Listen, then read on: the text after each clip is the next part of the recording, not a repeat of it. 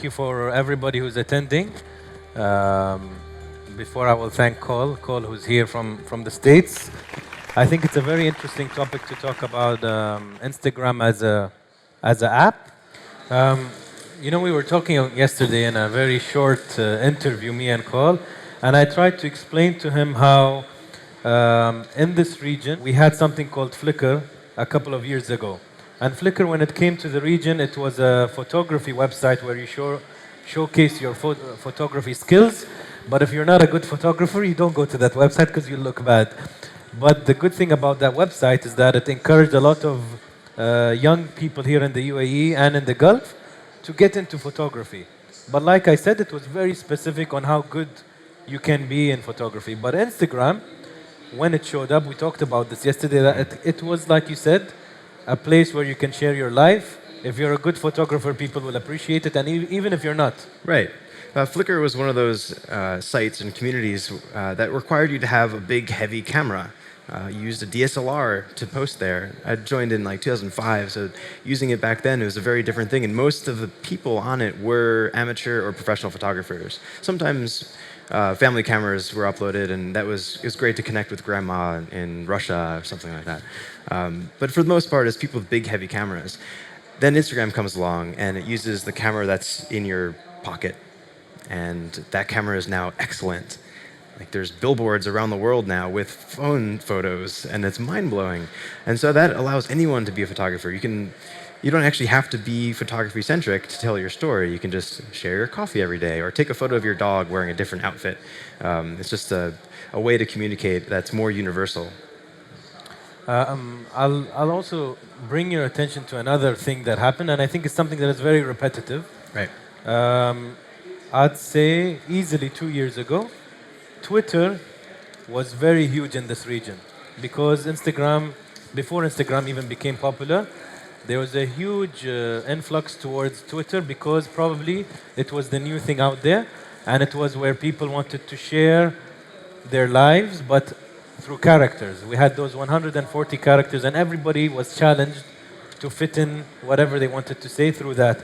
Instagram came along, and there's a huge dip now into Twitter where you find, I think it's the ease of Instagram rather than me struggling to find 140 characters to write with. Right. Suddenly I can take a picture. And recently Instagram actually overtook Twitter in terms of its popularity and how many users it has in monthly active users. Why is that? Why is Instagram easier?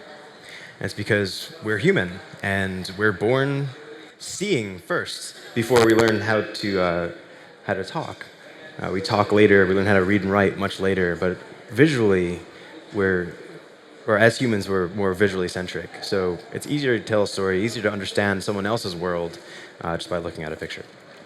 Cole, to be more specific now, as a businessman, which is the topic of our sit-down today, how do you see Instagram as a business model or as a businessman? I mean, you were from the founding people. I mean, I don't know if anybody got this, but you played a big part in the logo, if I'm not mistaken, or Yeah.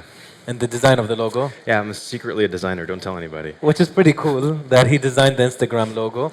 And I understand also that you, because you're a photographer, which we're going to talk about more, you designed some of the filters that a lot of us are using today on Instagram. A lot of the filters are designed by Cole. So you're the right person for me to ask, how did Instagram evolve into a business model, or maybe it was set from the beginning? Well, it's one of those things where people can communicate really easily, and the numbers around Instagram are far higher than most other social networks. It's easier to have many more followers on Instagram than, say, Twitter, because people get it more. It's a visual medium, so the interaction, the engagement is much more, it's much higher. So for brands, that's really exciting. And anyone can be a brand. You can be a brand. You can have your own thing, whatever that is, whether you're balancing like vegetables on your dog's nose, or dressing up your child in an interesting way every day, or you're just like sharing your meal or your fashion or your story. For me, it's travel photography. I just chose one little segment. You can build your brand in that way and really become known for it. So I like to take pictures of mountains. They're a lot easier to work with than people sometimes. They don't move. Yeah. The lighting changes, but yeah, it's kind of like a niche. And a brand becomes stronger when you simplify and when you focus and you hone in on one topic. In general, you'll see a lot of, you can really share and create a community around a brand with an app like Instagram. So a really good example is my camera bag. It's a cool camera bag. It looks interesting. My friend started this camera bag company, and he created an Instagram account for that brand. So people can follow that, and they can be engaged with this camera bag, this product, and follow and the lifestyle of what it means to own that product. And that's unique. Twitter doesn't really have that because it's not inherently visual. So his engagement through Instagram is really running his business. He gets a ton of sales. He's very successful now selling these bags, and it's mostly due to the brand value that he found on an app that is on your pocket computer. I think you made a very important point that Instagram as a app is a business, of course. So they make their reach, they make their incomes, they make their advertisements. But what makes Instagram so strong is something you mentioned, where people are building brands out of themselves. They're making business out of it. They're building a full identity without having a shop in a shopping mall. Right. So suddenly, the app's success is also very reliant on you enabling people to be successful by themselves. Exactly. If you have a jewelry brand, you can create a following, and people will engage with your brand that way. It'll become this big thing, and that's really important. That's crucial to your business model in a lot of ways. And we live in a really amazing time now where you can actually have a successful business from your phone. Yeah. Okay, let's push all of the general Instagram talk on the side, and let's talk about you. I mean, you yourself, you're a keen photographer, professional photographer. How did you, I'm sure people are curious, there are so many photographers in the world, there are so many designers in the world. Why would Instagram want you to design their filters or their logo? And how did this whole story start? And you're a young guy, definitely younger than me. So how did this happen? Well, it's really one of those lucky things. I take no credit. It's just more just knowing people that are really smart, and they, for some strange reason, trusted me with their filters one day. And there's also a small product. I don't think people will complain about your filters. They're quite good. Oh, I actually don't use them anymore. So, I love them, but they're built on a time when cameras on phones weren't very good. So you had to really cover the image to make it a lot better and to make it more agreeable to compensate for the lack of fidelity in the camera. Now you have really fantastic cameras in your pocket, so you don't necessarily need them as much. And Instagram introduced this really great tool set for editing your photos and reducing the intensity of your filter so you can bring it down a bit because we're living in a higher fidelity age these days. So typically you were in the right place. Yeah, right place, right time.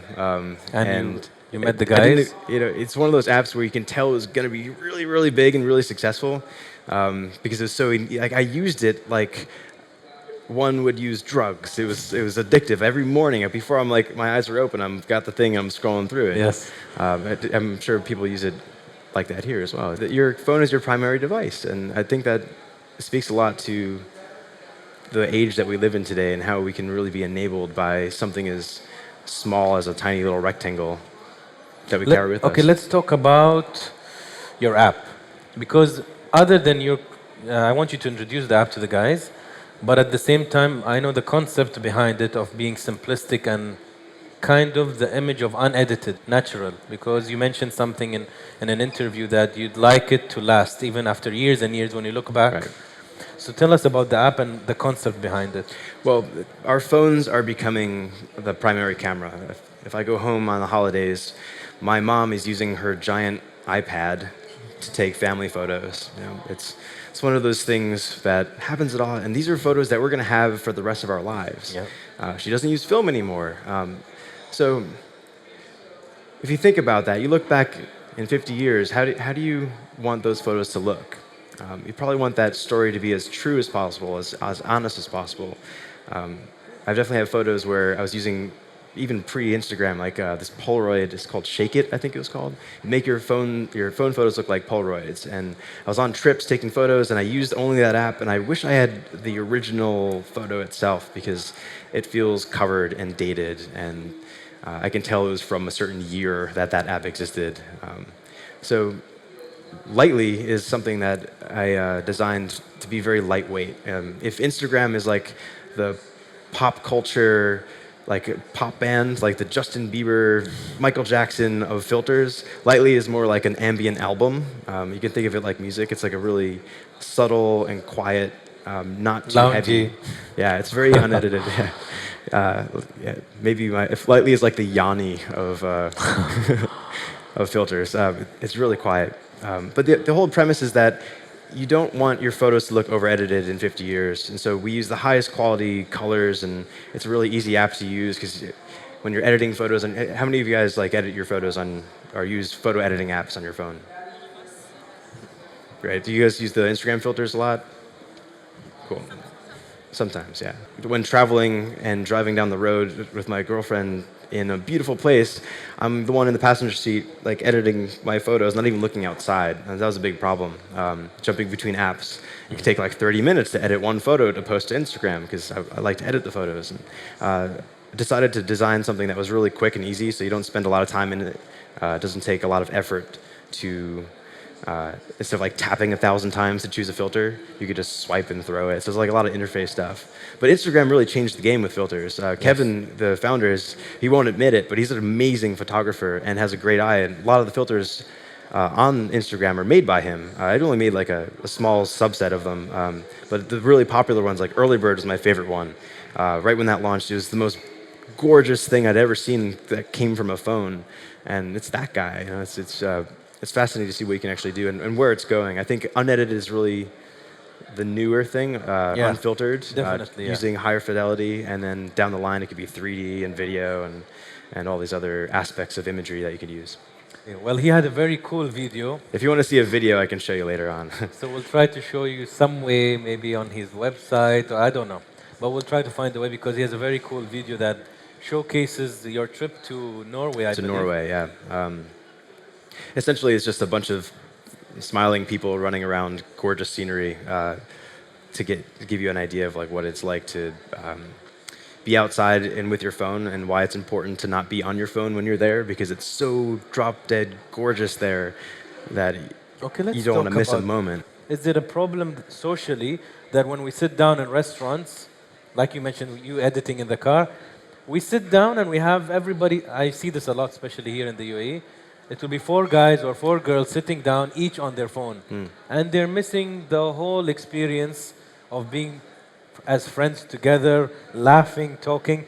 And I'm afraid that the next generation will be very inhibited when it's coming to deal with normal people. So if me and you sit down, I'll have a difficulty if I'm the next generation because they're so reliant on. It's good and bad. I was in a weird place in Boston where I remember Facebook launching, and we were one of the few schools that actually had Facebook in like 2003. And suddenly the entire school was on Facebook, and you were friends with 50 people that you didn't really know. And so you're like, oh, hello, fake friend. Like, you'd see them in person, and you're like, oh yeah, we're friends on Facebook, but I've never actually met you. That's basically the status quo today. And that's, I think, great, because you can come to a city like Dubai and you go, oh, I follow you on Instagram, or I've seen your work before, and suddenly you have something in common. There's a connection there that's really great to have. I think it's really important, like a summit like this, yeah, where suddenly you see somebody that you've never seen normally, right. And you're like, okay, you're actually a funny guy, or you're very different, or you're very alike. And I think it's just the concept of human interaction is a very important point about some. I would have never met you if it wasn't for something like this, probably, you know? Yeah. So I think that's where social media gets the beautiful balance of big scope. Right. You get to know people from Japan or from the States. Yeah, it's fascinating. We did an Insta-meet the first Insta-meet in Iceland, and 4 people showed up. but those are still my really good friends. I love those guys. They're just really great, and we connected so much over photography and Iceland as a country, and social media would have never enabled that that would have never happened if social media wasn't there. Yeah. I mean, what do you think for people here who are users of Instagram? Let's keep it even very broad, because everybody uses Instagram in a different manner. What would your general advice be for their own pages? Well, it depends on how you use it. If you use it as a communication tool, I use it to let my mom know that I'm still alive sometimes, because I'm like across the world and in random places, and I kind of forget to call home sometimes. But it depends on how you use it. If you want to use it as a way of building your own personal brand, you can do that really easily. And so a tip around that is again, narrowing your niche and becoming known for the thing that you care about the most, whatever that may be. Yeah. Posting only your best work. I've seen some friends post like 2 or 3 photos of a similar thing. Just post one. Just like self-edit yourself down to just like the best thing. I'm actually a terrible photographer. I just post the one lucky shot that I get. It's like this whole iceberg or glacial effect where it's at the very tip of the iceberg, that post. How do you feel coming here? I mean, it's your... because a lot of the guests, by the way, I was surprised that a lot of the guests we have, they're here for the first time. It's your first time or your second time here? My second time to Dubai, and it's beautiful here. It's really exciting because I was here, I think in 2013 on a layover for 24 hours and got to float over the Dubai desert in a hot air balloon for sunrise. And he did the hot air balloon, which I'm pretty sure... Okay, let me see. Let's test the crowd. Okay. How many people, who obviously are all Emiratis probably here, or people living in the UAE, went on the hot air balloon ride? You see, it's quite disappointing, right? Yeah. You came here twice, and you actually saw Dubai from a completely different... Okay, I didn't even go, by the way. So I'm planning to go, but there's this really beautiful air balloon tour that you take, and it takes you over the desert. Oh, man. And it's a great thing, and I'm sure for photography, it's... one of my favorite memories ever, and that's here. And you have an opportunity to see something. And for me, I mean, maybe it's all relative. You guys are here, and you see this all the time, and maybe you get used to it. I grew up in New York, and the buildings there, like, no big deal. That's home. So it's about, grass is always greener on the other side. Yeah. Desert, where the sand looks like water from a certain height, and it's just quiet, and you're with strangers 1,000 feet up, just being pushed by the wind. It's unbelievable. Very lucky to be here again. I hope. And how do you feel about the summit? I mean, the summit is the first of its kind. Yeah. It's it's a platform for Arab social media influencers, which are probably... We're very strong on social media when it comes. You'll see numbers in Saudi and in different countries in the GCC. Super strong on social media, very creative, even on YouTube and whatnot.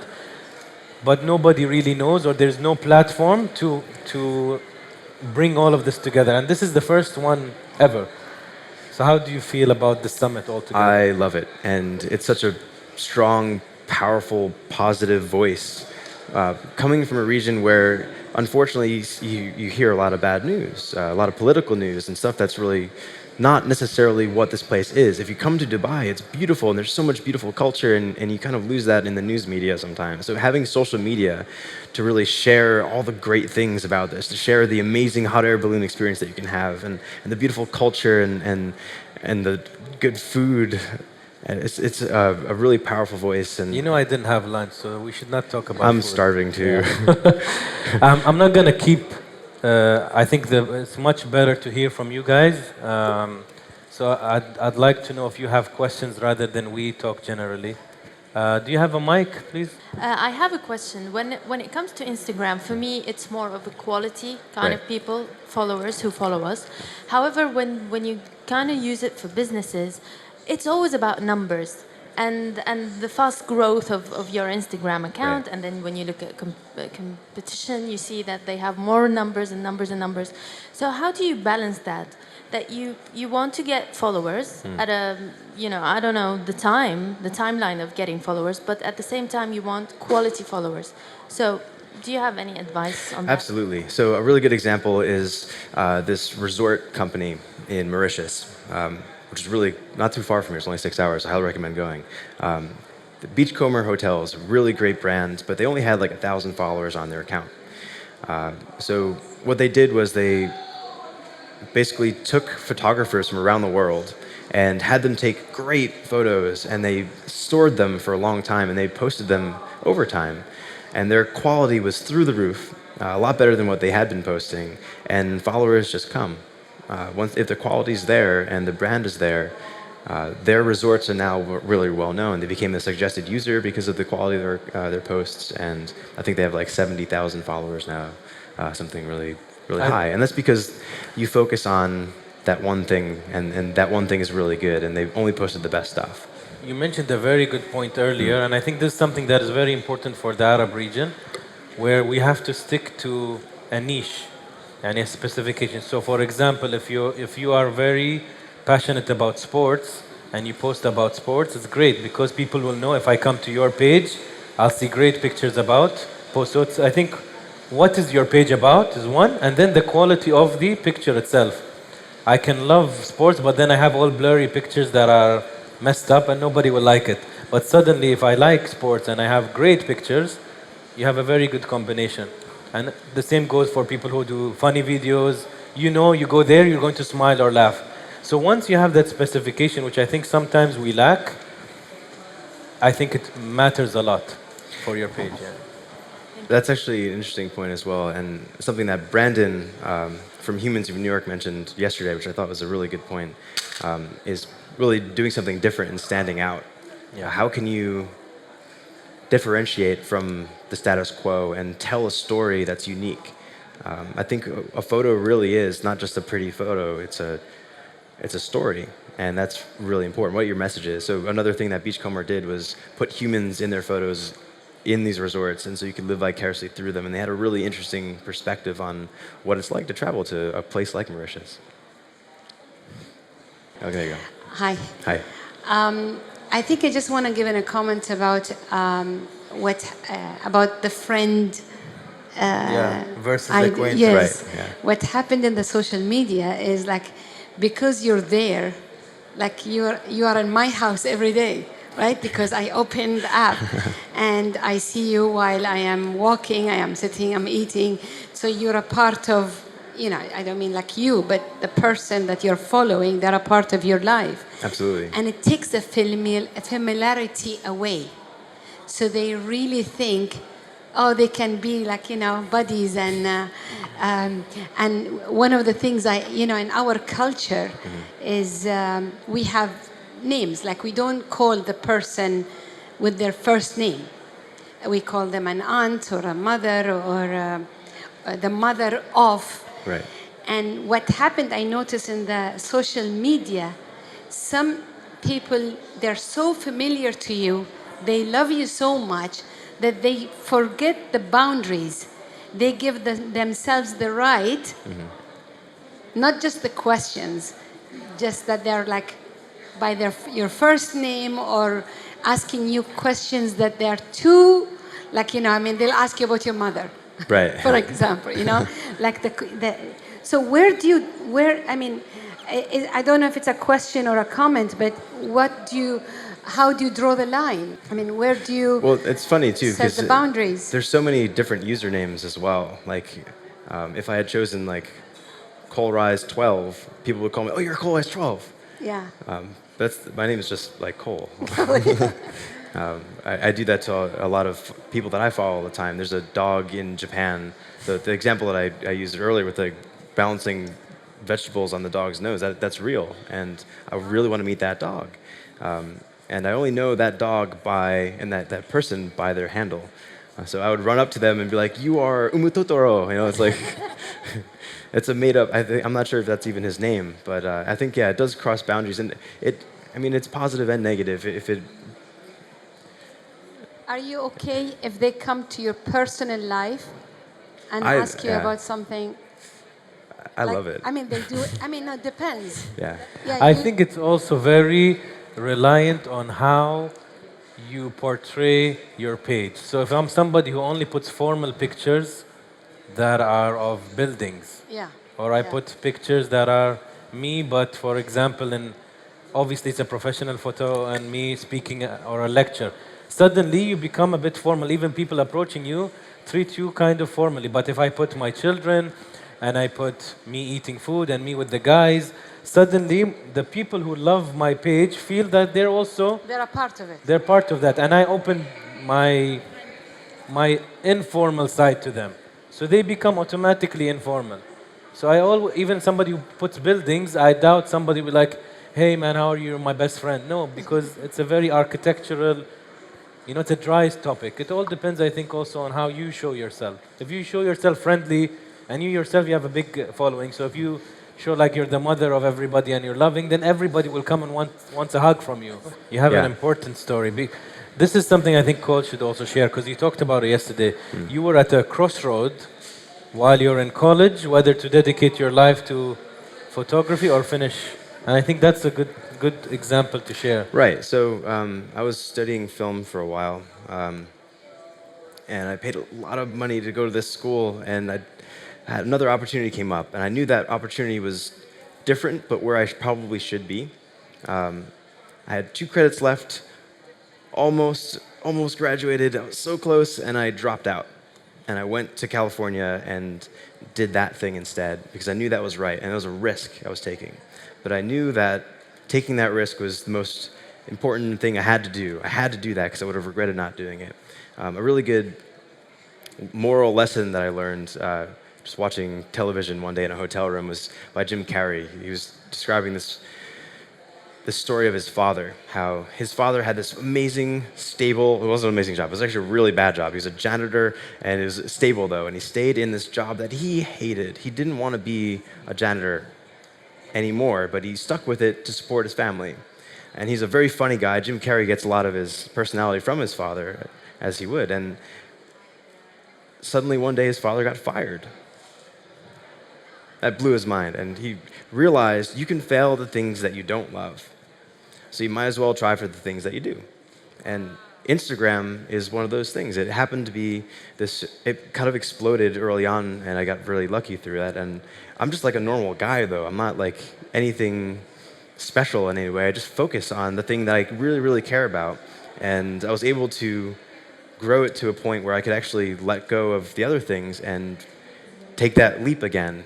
So right now I'm still jumping. It's a very cloudy world, but I have a question for all of us that are sitting here that are here for the Arab Social Media Summit. What is one sort of tip that you could give us in terms of innovation? Like, how can we strive to be better innovators? And how did you come up with Lightly, and as well as your Instagram ideas? I know it's based on photography, but that was just the base of it, and there's obviously a human element of it that makes you succeed to where you are today, talking to us about your success. So what is one sort of thing that you could give to us that could make us better innovators?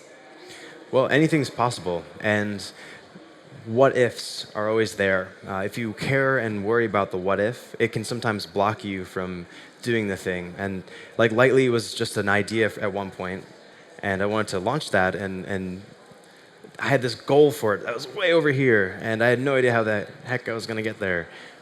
So you just take a little baby step and you design it, and then you take another baby step and figure out how to make it as a real app. So it's a very small process, but it's always building upon itself, and eventually you'll look back after all these little teeny tiny baby steps, and you'll see the progress that you've made, and you can progress really easily that way. And not worrying about the what ifs, because I think that's one of the hardest things. You're like, what if I fail? Sure, you might, and I failed 1,000 times. The original version of Lightly was awful. Like photo-wise, I have so many bad photos you wouldn't even believe. But the ones that stick are the ones that I post, and it's all about overcoming that fear of failure and embracing it. Thank you. Absolutely. ماذا عن الحقوق النشر والطبع، وخصوصا الحقوق التجارية؟ إذا كان هناك في انتهاك للحقوق التجارية، كيف ممكن ضمان الأعمال التجارية في الانستجرام؟ من تقاضي؟ كيف ممكن الانستجرام يحفظ لك هذه الحقوق؟ اوكي. هالسؤال بس. He's asking about intellectual property, trademark security, and brand security when you're on Instagram. So if you're a business and you're putting all these great photographs, how can he protect that through Instagram? And who do you go to if there's a breach or somebody stole your... So in terms of intellectual property, in the photograph as a photograph or as a or the stuff in the photo? Yeah, no, that's the picture. As the picture, okay. Yeah. So Instagram is one of those things where you can just easily screenshot the image and it can carry on. A lot of people do that to my work, and they repost them, and I see it in lots of different aspects. It's not very high fidelity, so I don't worry about it too much. I see people putting watermarks on their images to kind of prevent that. But really, if people are resharing your images, it's a good sign, and I try and promote that. Maybe they'll even mention you, and you can grow followers that way. People become more aware of your work. I think when you're trying to use imagery as a business model and licensing, then it gets to a point where if Instagram had really high fidelity imagery and you could rip it off that way, they'll probably introduce a higher security around that. But currently, as it is, the only way to really steal it is capture either through the website or through the app itself. Yeah. So it's not necessarily the biggest of problems, at least in my humble opinion. You started with a passion, obviously, of photography that filtered into something that you promote through social media and different platforms.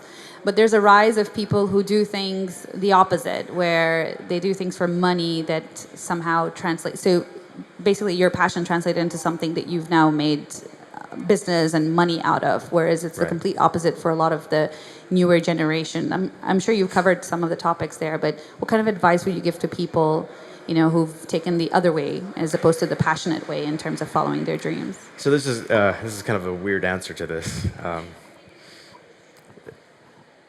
Traveling a bit, I sometimes watch TV shows, and I just found one that's amazing. It's this guy that builds big giant swords, and that's his passion. And the show's called Big Giant Swords. And so he welds. He's a welder, and he worked in construction and building bridges, and he just didn't like it. And so he's like, I'm going to build these things on the side to kind of fulfill that need. And as an artist, he would do that for free all the time, and he did. But the cost of materials became this thing, so he started to slowly evolve it into a money-making endeavor so he can keep building swords. The way he did that was using YouTube. His friend decided to record him building these things and then destroying cabinets with giant swords, and it became this sensation. And he had 6 million followers, I think, and then suddenly he has a TV show. And that TV, like social media, created a career from a passion. I think his wife is the one that actually cares about, like, so when are you going to pay the bills? Like, we got to charge more money. We got to make this more efficient. For me, my other brain over there in that photo is the one that worries about, like, okay, well, we should actually do. I would do this for free all the time. Don't tell anybody that. But I mean, it's one of those things that I think you need a balance on some level. Yeah. Yes. Thank you very much. I'll be around if you guys want to ask more questions too. Thanks, bro. Thanks.